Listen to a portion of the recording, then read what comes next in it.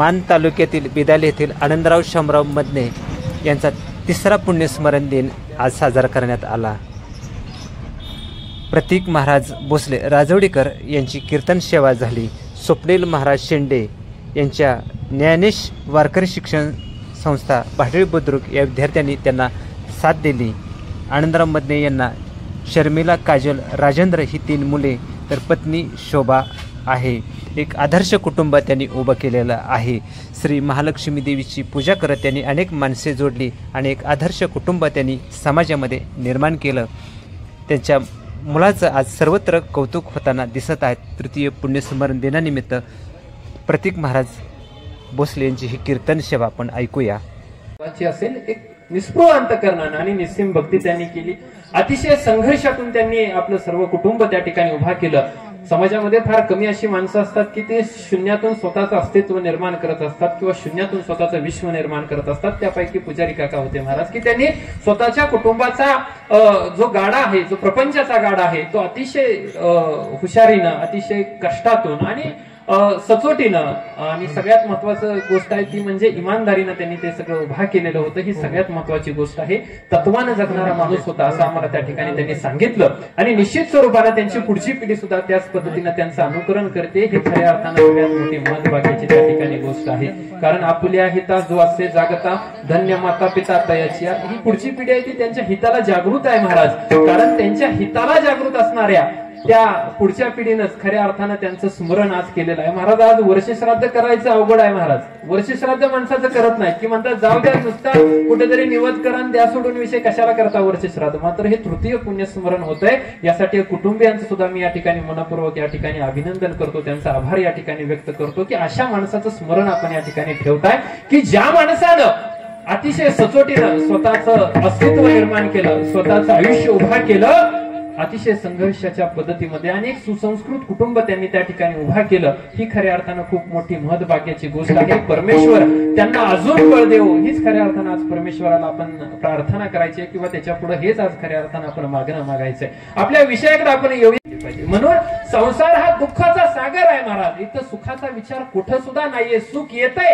मात्र त्या सुखाच्या पाठीमागं अनेक पटीनं दुःख सुद्धा आपल्याला त्या ठिकाणी येतंय। आणि हे दुःख काय येतंय महाराज, तर आपण संसारामध्ये गुंतून राहिलेलो आहे महाराज। आपण संसारामध्ये या प्रपंचामध्ये गुंतून राहिलेलो आहे। प्रपंचामध्ये कसं गुंतून राहिलेलो आहे, आमचे नाथबाबा एकनाथ महाराज फार सुंदर सांगतात। पक्षी अंगणी उतरती ते का गुंतून या राहती तैसे असावे संसारी। ज्या पद्धतीनं पक्षी अंगणामध्ये उतरतात त्या पद्धतीनं माणसानं संसारात असावं महाराज।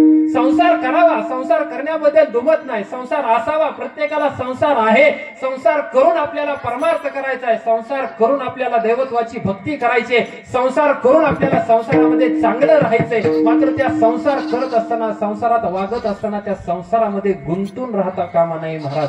आणि त्या संसारामध्ये गुंतून कसं राहायचं नाहीये, तर ज्या पद्धतीनं पक्षी अंगणामध्ये दाणे पडल्यानंतर तिथं खायला येतात आणि छोट्याशा एखाद्या कोणत्याही गोष्टीची चाहूल लागल्यानंतर ते पक्षी ज्या पद्धतीनं उडून जातात त्या पद्धतीनं माणसानं संसारात कामनेची बाधा झालीये आणि माणसाला अविद्येची बाधा झालीये महाराज।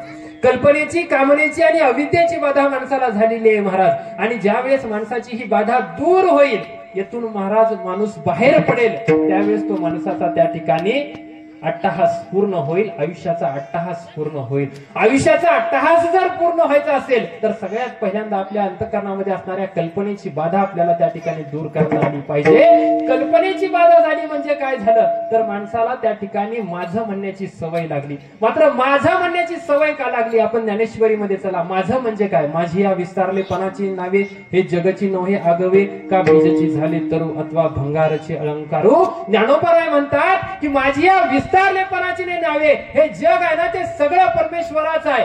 परमेश्वरानं ओतोप्रोत भरून राहिलेला आहे आणि मग मीपणा आणि माझेपणा येतो कुठं महाराज, हे परमेश्वराचं प्रत्येक अस्तित्व ओतोप्रोत या जगतामध्ये भरून राहिलेलं आहे। मग मीपणा आणि माझेपणा येतो कुठं महाराज, तर कुठंच येत नाही। माणसाला ती मीपणाची आणि माझेपणाची त्या ठिकाणी बाधा झालेली आहे। मी जर म्हणालो माझ्या माईकचा आवाज मोठा करा, मी मगाशी यांना म्हणालो की नाही माझ्या माईकचा आवाज मोठा करा, वास्तविक पाहता हा माझा माईक नाही।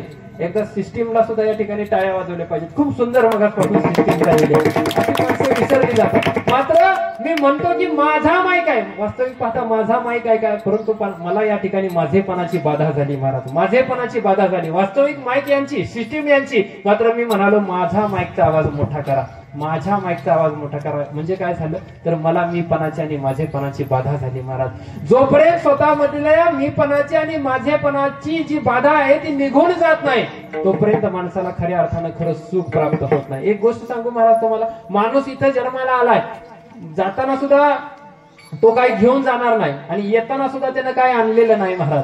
जे काही आणलंय ते सगळं हितच ठेवायचंय आणि जाताना सगळं हितच ठेवून निघून जायचं. ही गोष्ट आपण लक्षामध्ये ठेवली पाहिजे. आज जर माणसाला सगळ्यात मोठं अज्ञान कोणतं असेल तर यक्षाचा आणि युधिष्ठिराचा एक संवाद आहे महाराज. यक्ष युधिष्ठिराला विचारतो की या जगतामधली सगळ्यात मोठं अज्ञान कोणतं. त्यावेळेस तो युधिष्ठिर सांगतो यक्षा ऐक, या जगतामधलं सगळ्यात मोठं अज्ञान जर कोणतं असेल ना तर माणूस एक दिवस इथून सगळं सोडून जाणार आहे याची माणसाला जाणीव नाही. हे सगळ्यात मोठं अज्ञान आहे माणसाचं. हे अज्ञान आपल्याला दूर करता आलं पाहिजे. त्यामुळे इथली गोष्ट माझी नाहीये, हे सगळं परमेश्वराचं आहे. हे सगळं परमेश्वरानं मला दिलेलं आहे आणि त्याच्या सत्तेनं हे सगळं चाललेलं आहे आणि त्याच्या सत्तेवर इथून पुढे चालणार आहे. आपण इथं फक्त त्याच्या हातातल्या बाहुल्या आहोत. एकदा का यातली माणसाला जाणीव झाली की माणसातला मीपणा आणि माझेपणा निघून जातो आणि मी केलं, मी करणार आहे हा भाव माणसातला निघून जातो. कारण आपण नसण्यानं सुद्धा इथं काही फरक पडणार नाही आणि आपण असल्यावर सुद्धा इथं काही फरक पडणार नाही महाराज. एखादा माणूस म्हणतो की मी गेल्यावर तुमचं कसं होईल, म्हणतो ना एखादा माणूस की मी गेल्यावर तुमचं कसं होईल, काही होत नाही. तू गेला तरी जग चालू राहणार आहे. तू कृष्णा आमची तहान आता भागली महाराज, आमची तहान संपली. आता आमच्या आयुष्यामध्ये जे काही आम्ही केलं होतं ते आम्हाला पूर्णपणे पूर्णत्वाला ते मिळालेलं आहे, पोहोचलेलं आहे. आपण सुद्धा आपल्या आयुष्यामध्ये जगत असताना जेवढं केवढं आपल्याला आयुष्य मिळालेलं असेल, जेवढं आपल्याला आयुष्य मिळालेलं असेल तेवढ्या आयुष्यामध्ये आपण समाधानी असलं पाहिजे महाराज. ही समाधानाची गोष्ट आपण लक्षामध्ये घेतली पाहिजे की आपल्याला माहित नाही आपल्या हातामध्ये आयुष्य किती आहे, परंतु जेवढा क्षण आपल्याला आयुष्य व्यतीत करता येईल, जेवढा वेळ आपल्याला आयुष्य व्यतीत करता येईल तो प्रत्येक क्षण, तो प्रत्येक वेळ आपल्यासाठी महाराज समाधानाचा असला पाहिजे. की मी माझ्या स्वतःसाठी, मी माझ्या कुटुंबियांसाठी, मी माझ्या समाजासाठी, मी माझ्या गावासाठी, मी माझ्या सर्व माझ्या लोकांसाठी चांगल्या पद्धतीनं वागलो, त्यांच्यासाठी चांगल्या पद्धतीनं जगलो याचा अभिमान आपल्या मनामध्ये कायमस्वरूपी असला पाहिजे महाराज. आणि यासाठी आपल्याला तशा पद्धतीनं जगता आलं पाहिजे. तर खऱ्या अर्थानं आपली तहान भागली जाईल महाराज, तर आपल्या आयुष्याची तहान भागली जाईल.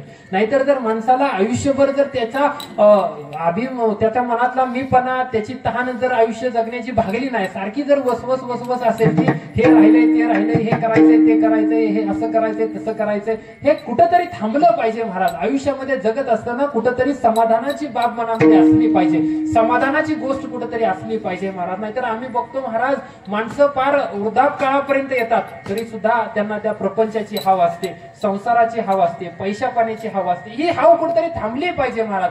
प्रपंच करणं वाईट नाही महाराज, संसार करणं सुद्धा वाईट नाहीये, तो एक धर्म आहे महाराज.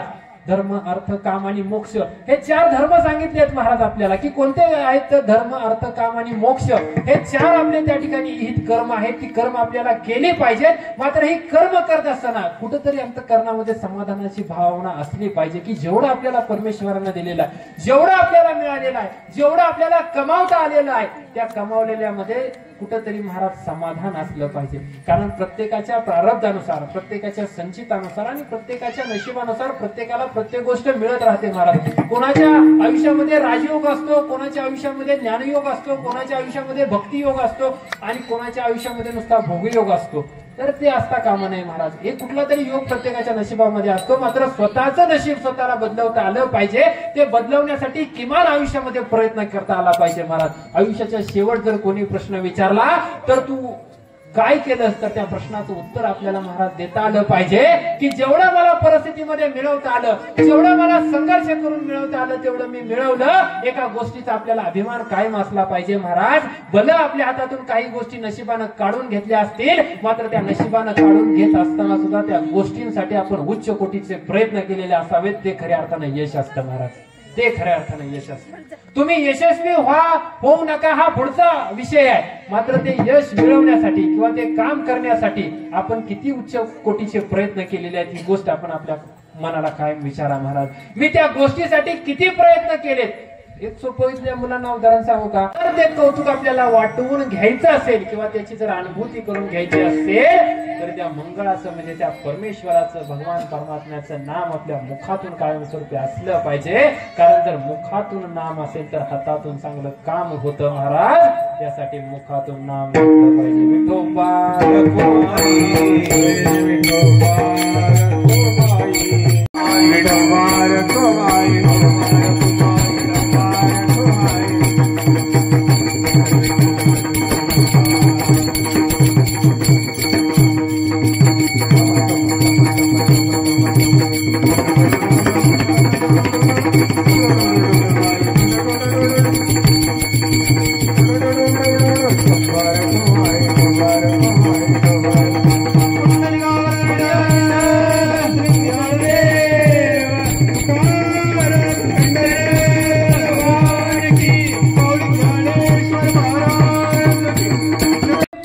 यावी, परमेश्वराशी जवळीक साधता यावी म्हणजे समीपता झाली. सलोकता, समीपता आणि स्वरूपता. एकदा का परमेश्वराशी समीपता साधता आली ना महाराज की आपल्याला त्या ठिकाणी परमेश्वराचं थोडं थोडं स्वरूप प्राप्त होतं. आपण म्हणतो ना महाराज त्या माणसाचं वर्तन देवासारखं, तो माणूस देवासारखं वागतो. कशामुळे वागतो तर तो माणूस पहिल्यांदा सलोकतेतून समीपतेत गेलेला असतो आणि समीपतेतून स्वरूपतेत गेलेला असतो, म्हणून तो देवासारखा माणूस होतो. आणि सगळ्यात मुक्तीची शेवटची अवस्था कोणती आहे महाराज तर ती सायुज्यता आहे. तुकोबरांचं प्रमाण आहे महाराज की देव पाहावयासी गेलो आणि देवची होऊन ठेलो. तुकोबराय म्हणतात आम्ही देव पाहावयाला गेलो महाराज आणि त्या ठिकाणी देवची होऊन ठेलो. मग तुम्ही म्हणाल महाराज तुम्ही एवढं आम्हाला सगळी मुक्ती सांगता, ह्या मुक्तीचं साधन कोणतं तर त्या मुक्तीचं साधन कोणतं दुसरं नाही महाराज, फक्त मुखानं परमेश्वराचं भजन करणं, परमेश्वराचं नामचिंतन करणं हे खऱ्या अर्थानं साधन आहे. परमेश्वराचं मुखानं नाम घेतलं तर हातातून काम चांगलं घडतं महाराज, हातातून कार्य चांगलं घडतं आणि हे हातातून कार्य एकदा चांगलं घडायला लागलं ना की परमेश्वराचं स्वरूप आपोआप प्राप्त होतं आणि त्या सायुज्यपर्यंत आपण पोहोचू शकतो. ही गोष्ट आपण लक्षामध्ये ठेवली. आपण सर्वजण या ठिकाणी आज कार्यक्रमाच्या निमित्ताने एकत्र येतो. आदरणीय पुजारी काकांचं काम आणि कार्य सुद्धा तसंच होतं, म्हणून त्यांची पुढची पिढी सुद्धा त्या ठिकाणी तशाच पद्धतीने निर्माण झालेली आहे. मगाशी सुद्धा प्रमाण या ठिकाणी सांगितलं की आपुल्या हिता जो असे जागता धन्य माता पिता तयाची या कुळी कन्या पुत्र होती जे सात्विक तयाचा हरिक वाटे देव. ही सात्विक कन्यापुत्र तयार झालेले आहेत महाराज. कारण गीता भागवत करीती श्रवण अखंड चिंतन विठोबाचे तुका म्हणे मज घडो त्यांची सेवा तरी माझ्या देवा पार नाही. अशा माणसांची सेवा करण्याचं भाग्य आज आम्हाला या ठिकाणी महाराज प्राप्त झालेलं. खऱ्या अर्थानं ही आई याच्यासाठी केला होता अट्टहास शेवटचा तो दिस गोड व्हावा. आता निश्चिंतीने पावलो विसावा खुंटली धावा तृष्णेची कवतुक वाटे चालिया वेचाचे नाम मंगळाचे तेने गुणे. आता निश्चिंतीने पावलो